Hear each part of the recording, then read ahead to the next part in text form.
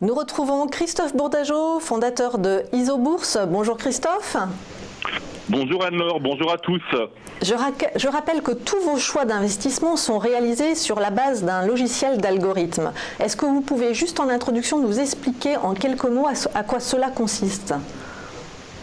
Alors, très bien alors. Donc déjà, ce qu'il faut savoir, c'est qu'Isobourse, donc c'est un logiciel d'aide à la décision boursière qui permet la détection d'opportunités d'investissement à partir d'un modèle mathématique, donc la pression Isobourse. Et la pression Isobourse, pour faire très simple, c'est donc un algorithme que nous avons développé qui analyse et qui synthétise plusieurs centaines de règles mathématiques et statistiques basées sur les prix des actifs financiers. Voilà, ça c'est la définition propre d'Isobourse. Alors, que nous disent les mathématiques sur le CAC 40 ? Alors, en fait, sur le CAC 40, on va voir deux choses. On va voir, en fait, tout d'abord le long terme et ensuite on verra le moyen terme. Alors, sur le long terme, eh bien, l'indice CAC 40 évolue dans une tendance haussière depuis le deuxième trimestre de l'année 2013. Une tendance qui s'est renforcée au quatrième trimestre 2016. Et aujourd'hui, eh bien, notre modèle, tant que notre modèle ne s'inverse pas, eh bien, la tendance long terme reste haussière. Donc, à long terme, si vous voulez par là, c'est un peu ce que je disais, d'ailleurs c'est ce que je disais il y a un mois lors de ma précédente intervention, donc le 6 février dernier, eh bien je disais que la correction était temporaire et que la tendance de fond restait haussière. Eh bien aujourd'hui, un mois après, même un peu plus d'un mois après, c'est toujours le cas. Hein. La tendance haussière, la tendance du CAC 40 est toujours haussière à long terme. Et du côté des États-Unis maintenant, le Nasdaq a inscrit un record, l'indice SOX des semi-conducteurs est au plus haut. Ça ressemble presque à une bulle technologique, ça, non ? Alors, en fait, bulle ou pas bulle, nous nous contentons de suivre des règles. Et nos règles, c'est de rester en position tant que les tendances moyen terme sont valides. Je rappelle qu'une tendance moyen terme chez nous, c'est une tendance qu'on observe à au minimum 3 mois. Mais c'est une tendance qui peut durer évidemment bien plus longtemps. Et lorsqu'on regarde le Nasdaq, eh bien, on voit que le Nasdaq évolue au sein d'une tendance haussière de moyen terme depuis notamment le signal positif de notre indicateur qui a été validé en août 2016. Alors, ce nouveau record en fait historique du Nasdaq, donc hier à 7600 points, montre que les investisseurs donc des valeurs technologiques, eh bien, n'ont pas été pris de panique après les récentes turbulences boursières.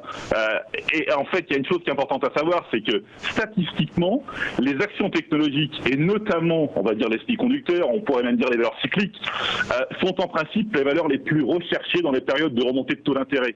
Donc, et en fait, Anne-Laure, si d'ailleurs on reprend encore ma dernière intervention du 6 février dernier, justement j'avais indiqué que le SOX était proche d'un signal baissier, mais qui n'était pas confirmé. Eh bien, on constate qu'un peu plus d'un mois après, eh bien, ce signal justement n'a pas été confirmé et que l'indice a fortement rebondi. Donc, on voit justement, on voit en fait l'écart qu'on peut avoir entre les valeurs techno et d'autres catégories de valeurs qui sont moins entourées, quoi. Et en ce moment, c'est vraiment les valeurs technologiques, les semi-conducteurs qui sont vraiment très entourés. Et alors, du coup, Christophe, quels autres secteurs sont insensibles à la hausse des taux comme ça ? Enfin, on va dire que toutes les valeurs, en fait, les valeurs les moins sensibles à la hausse des taux, c'est le secteur cyclique. Ouais. Donc ça va être finalement ce qu'on appelle on peut dire les semi-conducteurs. Il y a des banques, les valeurs industrielles. Donc voilà. Et puis d'un autre côté, les valeurs qui sont plus sensibles, on va trouver les valeurs liées à la santé. Enfin, toutes les valeurs défensives. Les valeurs défensives sont beaucoup plus sensibles aux hausses de taux. Donc en fait, voilà, il faut savoir faire le tri de ces valeurs. Et justement, c'est l'intérêt d'Isobourse de faire un bon stock picking, puisque, encore une fois, je le répète, nous nous contentons de rester en position sur les valeurs tant que la tendance moyen terme est valide, mais nous déterminons la tendance moyen terme à travers notre indicateur et à travers des courbes de pression Isobourse, notamment sur l'horizon mensuel, parce que l'horizon mensuel, c'est l'horizon qui offre le meilleur couple rendement-risque. Et ça, évidemment, nous l'avons validé à travers de multiples recherches, études et backtesting. Et j'en profite juste pour dire une chose, c'est qu'on a deux fonds communs de placement qui sont les fonds Martin Morel, Impulsion France et Nasdaq, qui sont en fait hébergés par Rothschild, Martin Morel justement, qui sont en fait des fonds qui appliquent rigoureusement les règles de nos modèles, c'est-à-dire qui appliquent les règles basées sur la pression iso-bourse. Et alors, en matière de stock picking, quelle sélection de titres vous nous proposez, juste à titre indicatif ? Alors, en fait, moi, si vous voulez, justement, pour rebondir un peu sur le secteur techno et plus particulièrement sur les semi-conducteurs, on peut justement jeter un œil à Micron Technology. C'était la plus forte hausse hier à Wall Street.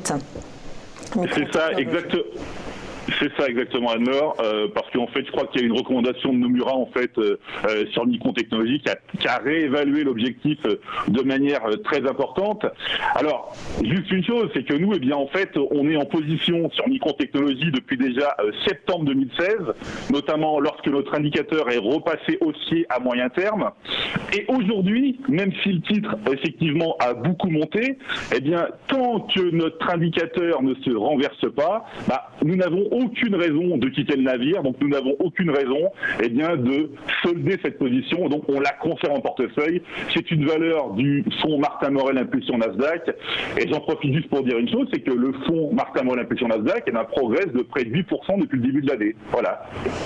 Donc restons dans les technos, Soitec ou Apple, qu'est-ce que vous conseillez ? Eh bien écoutez, voilà, et écoutez, Soitec, en fait, Anne-Laure, a beaucoup monté aussi depuis, notamment. Voilà, exactement. Donc c'est vraiment le fabricant français de matériaux de semi-conducteurs. Hein, donc on va prendre plaisir à avoir des valeurs comme ça en France. Et justement, eh bien là, on a un signal haussier de notre indicateur en juillet 2016. Oui, j'ai bien dit en juillet 2016.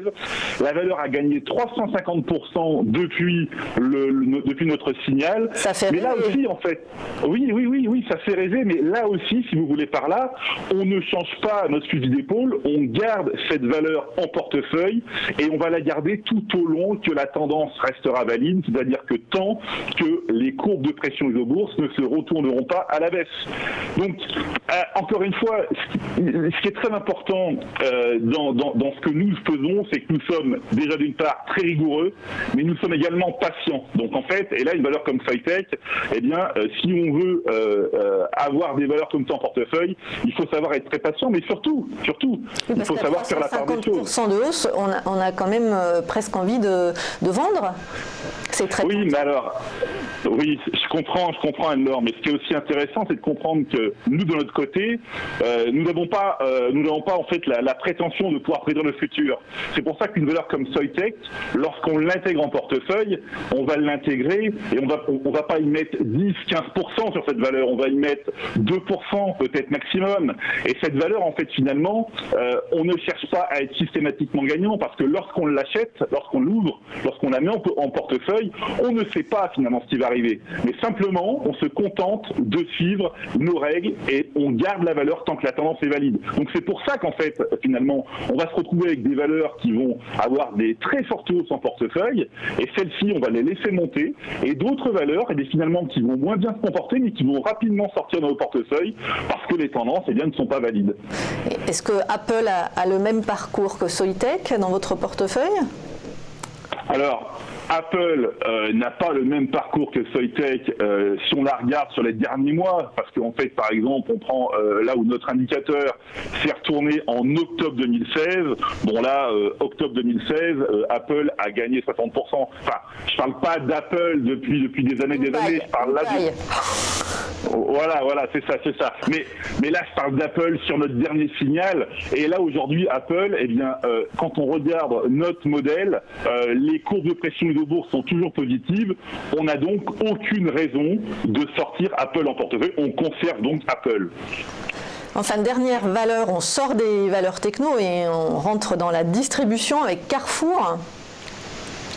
Oui, alors justement, en fait, on va sortir des valeurs techno et on va aller justement jeter un œil à une valeur comme Carrefour. Parce que en fait, donc autant c'est très important de savoir garder les valeurs qui montent et notamment les valeurs dont les courbes de pression sont positives, mais il faut de notre côté se tenir à l'écart de toutes ces valeurs dont sur lesquelles notre modèle est négatif. C'est le cas de Carrefour où là, depuis fin décembre 2015, notre modèle est négatif sur Carrefour. On peut même constater que si on regarde la partie la plus à droite du graphique, donc la partie la plus récente, que là, les courbes de pression se sont rapprochées mais ne se sont jamais croisées.